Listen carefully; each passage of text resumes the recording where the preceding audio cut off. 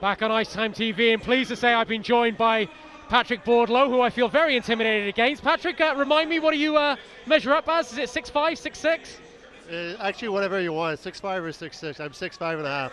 I feel very much my 5'10" at the moment, but Patrick, it's a big game tonight, a 2-1 lead for the Devils going into the last 20 minutes. Your thoughts on the game so far?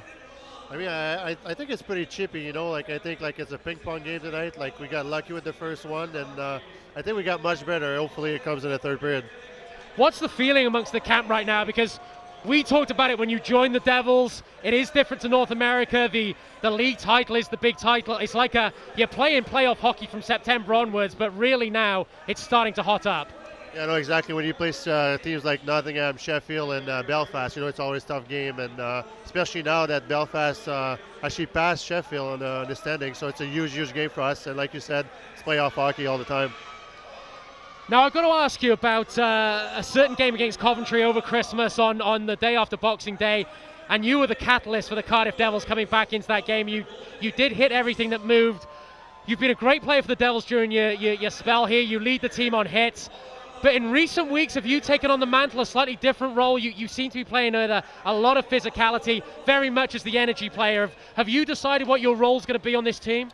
I mean, like after talking with Lordo and Jamie, you know, like I think for the first part of the year, I was not playing much. You know, like I was like in a small role on the fourth line, and after talking with them, I think it's right before that Coventry game, I believe.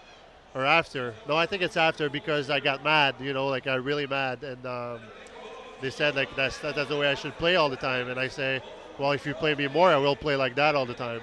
So since then, I play more. And, you know, like I'm a team guy. I want to win. But, you know, like I want to be part of it. And since that good talk we had, I think I played the way I should be playing. But and without going too much into what goes on in the locker room, have you got that relationship, and do the players have that relationship with Coach Lord that you can approach him and have those sort of conversations? Well, I mean, you know what, like his door is always open, but you know he's the coach, so like sometimes like you don't want to go, even though you have to say something. But like after talking to him, I like realized that like I should have gone to him way before I did. So it's not a question of this media talk of Patrick Bordeleau being let off the leash. It's just communication with you and Andrew Lord. You want that ice time, and now you know how you're going to play. Yeah, exactly. I just want to make it clear, you know, like Lordo like never kept me in a leash. Actually, like he wanted me to play more physical all year, and he wants me to fight more. I want to fight more, but like you know, no one wants to, or like it doesn't happen, which is okay. It's not a big part of the game anymore, and it's okay. But no, Lordo is all about me playing physical and off the leash. He wants me off that leash. Well, talking about being off the leash, and I asked your permission to ask you this. I'm not going to throw the referee under the bus last week, but I've looked at the replay and I can't see either way. But obviously, you are suspended tonight. Weren't particularly happy with incidents last week in Braehead. Well, you know, like I have to live with the decision tonight, and after that last 20 minutes, it was going to be the pass. But I still don't agree with it. But they make the call, and I got to live with it, and can't say anything about it. No, you can't, and we'll move off that. But I know officiating in this country gets talked about a little bit. You've played in the show. The officials do a great job. They're not full-time, but in terms of the credibility of this league, as a whole, the product, have you been surprised by it? Do you think the Elite League's a good league coming in from North America? What's your view now, having spent half a season in this country, about the product the Elite League puts on? You know what, like I think to be fair, in all fairness, you know, it's not the NHL, so you can't be too hard on them.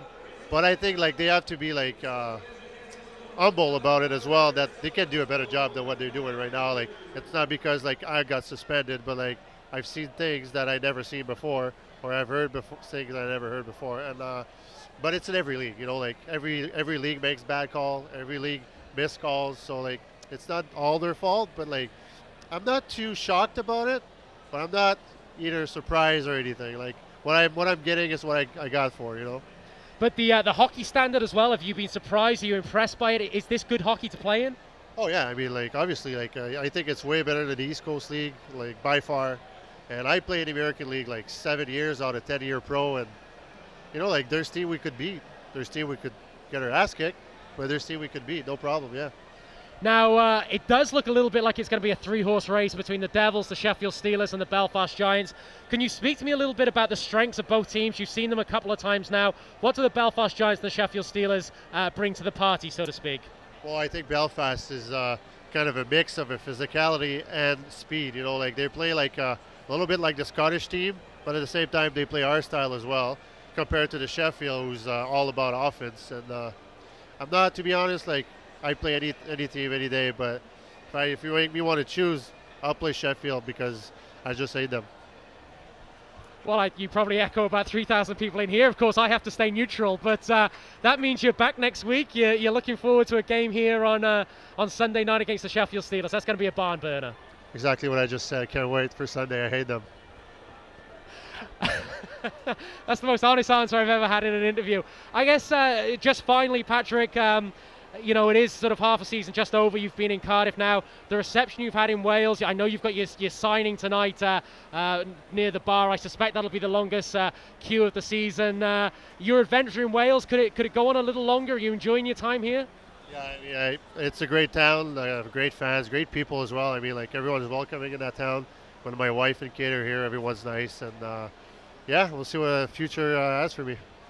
But you're not looking to escape Britain just yet. Obviously, if the NHL come back a calling, but you're happy in the Elite League. Yeah, I'm happy here. I mean, we'll see what happens this summer. Unless the NHL calls, we'll see what happens, but I doubt they're going to call, so we're all good.